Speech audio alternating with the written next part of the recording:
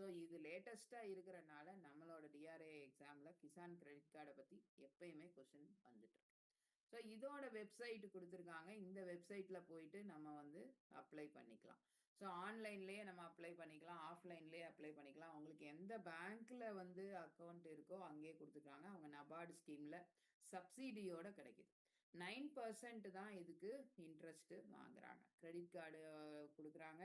இந்த Kisan credit card வச்சுருக்கவங்களுக்கு 9% தான் interest. அதுலேயும் கவர்மெண்ட்டோட சப்சிடி 2% இருக்குது. நீங்கள் சீக்கிரமாக கட்டிட்டீங்க அப்படின்னு சொன்னீங்கன்னா அதில் ஒரு 3% கம்மி பண்ணுறாங்க. அப்போ 4%ல நமக்கு வந்து ஒரு லோனு கிடைக்குது. ஸோ இது முதல்ல வந்து 3 லட்ச ரூபா தான் கொடுத்துட்டு இருந்தாங்க. 1.5 லட்ச ரூபாய்க்கு மேலே போனாலே செக்யூரிட்டிக்கு ஏதாவது கேட்பாங்க. அதனால வந்து 3 லட்சம் வரைக்கும் தான் கொடுத்துட்டு இருந்தாங்க. ஆனால் இப்போ வந்து அதை 5 லட்சமாக பண்ணியிருக்காங்க. So farmers are individual or joint borrowers who are owner cultivators. அதாவது 2 பேர் 3 பேர் சேர்ந்து இருந்தாலும் அவங்களுக்கும் கொடுக்குறாங்க. இண்டிவிஜுவலாக வேணும்னாலும் கொடுக்குறாங்க. ஓன் கல்டிவேஷன் பண்ணுறோம் அப்படின்னாலும் கொடுக்குறாங்க. Tenant farmers, oral leases and share corpus இந்த மாதிரி கேட்டகரியில் இருக்கிறவங்களுக்கும் கொடுக்குறாங்க. டெனன்ட் ஃபார்மர்ஸ்னால் இந்த ஒத்தைக்கு எடுத்து பண்ணுறாங்க. ஓரல் லீஸ் கொடுத்துருக்காங்க, நீ பார்த்துக்கோப்பான்னு சொல்லியிருக்காங்க, அப்படிங்கிற மாதிரி இருந்தாலும் அவங்களுக்கும் கொடுக்குறாங்க. Self help groups, joint liability groups, comprising farmers including tenant farmers and sharecroppers இந்த கேட்டகரியிலையும் கொடுக்குறாங்க. இதாவது இங்கே ஒருத்தரால் அவர் படித்தவர் இருக்காரு, அவரோட சேர்ந்துக்கலான்னு சொல்லி ஒரு நல்ல ஒரு 10வது 8வது படிச்சிருக்காரு அப்படிங்கிற ஒரு 4 பேரோட சேர்ந்து இன்னொரு 4 பேர் வந்து ஒரு எக்ஸ்போர்ட் பண்ணுறதுக்கோ ஒரு ஃபார்மிங் பண்ணுறதுக்கோ வந்து வருவாங்க. ஸோ அதனால அவங்களால தனியாக பண்ண முடியாது, ஒரு லேடியாக இருக்காங்க, ஒரு 5-6 லேடிஸோட சேர்ந்து பண்ணுறேன்னு சொல்கிறாங்க. அவங்க எல்லாருமே சேர்ந்து இந்த கிராப்ஸு, இது கோழியெல்லாம் வளர்க்குறாங்க, மாடு வளர்க்குறாங்க, இல்லாட்டி ஒரு ஃபிஷரிங் பண்ணிட்டு இருக்காங்க, ஃபிஷர்மேனாக இருக்காங்க அப்படின்னா அவங்களுக்கும் வந்து இந்த லோனு கொடுக்குறாங்க. முதல்ல வந்து ஃபார்மர்ஸ்க்கு மட்டும்தான் இருந்தது. ஆனால் இப்போ வந்து பார்த்தீங்கன்னா இதை கொஞ்சம் விரிவுபடுத்தியிருக்காங்க. விரிவுபடுத்தி என்ன பண்ணியிருக்காங்கன்னா மீனவர்களுக்கும் கொடுக்குறாங்க, வேற டயட்ரி இது பண்ணுற பவுல்ட்ரி எல்லாருக்குமே கொடுக்குறாங்க. The credit for cultivation, farmers use the card, buy seeds, fertilizers, இந்த மாதிரி மருந்து அடிக்கிறதுக்கு, அக்ரிகல்ச்சரல் சப்ளைஸ் ஏதாவது கொடுக்கறதுக்கு. அதுக்கப்புறம் அந்த அறுவடை முடிஞ்ச பிறகு போஸ்ட் ஹார்வெஸ்ட் சொல்லுவாங்க இல்லையா, அதாவது இது எல்லாத்தையும் கொண்டு போய் மார்க்கெட்டுக்கு எடுத்துகிட்டு போகணும். அங்கேருந்து சந்தையிலேருந்து இங்கே எடுத்துகிட்டு போகணும். இல்லாட்டி கரும்பெல்லாம் வெட்டியிருப்பாங்க, அதெல்லாம் கொண்டு போய் சர்க்கரை ஆலைக்கு கொண்டு போகணும், வெல்லமாக அதை தயாரிக்கணும்.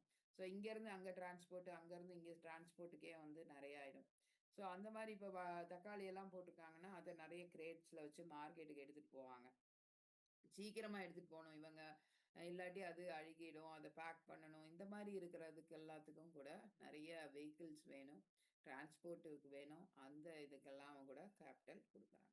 ஒர்க்கிங் கேபிட்டல் எதுக்கெல்லாம் கொடுக்குறாங்கன்னு பார்த்தீங்கன்னா, farmers can use the card to fund the agricultural assets operations such as dairy, poultry and fisheries. மூணுக்குமே கொடுக்குறாங்க. ஸோ ஃபார்மர்ஸ் கேன் யூஸ், ஏன்னா ஒரு விவசாயம் பண்ணுறவங்க ஒன்னையே நம்பி இருக்க முடியாது.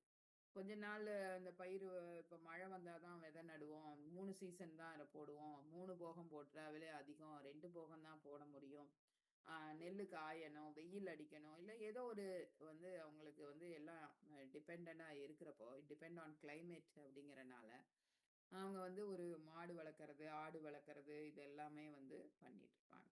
ஸோ அவங்களுக்கு ஏதாவது எக்யூப்மெண்ட்ஸ் வேணும், பம்ப் செட் வேணும், ஸ்ப்ரிங்க்லர்ஸ் வேணும், டிராக்டர்ஸ் வேணும், அந்த மாதிரி இருந்தாலும் கொடுக்குறாங்க.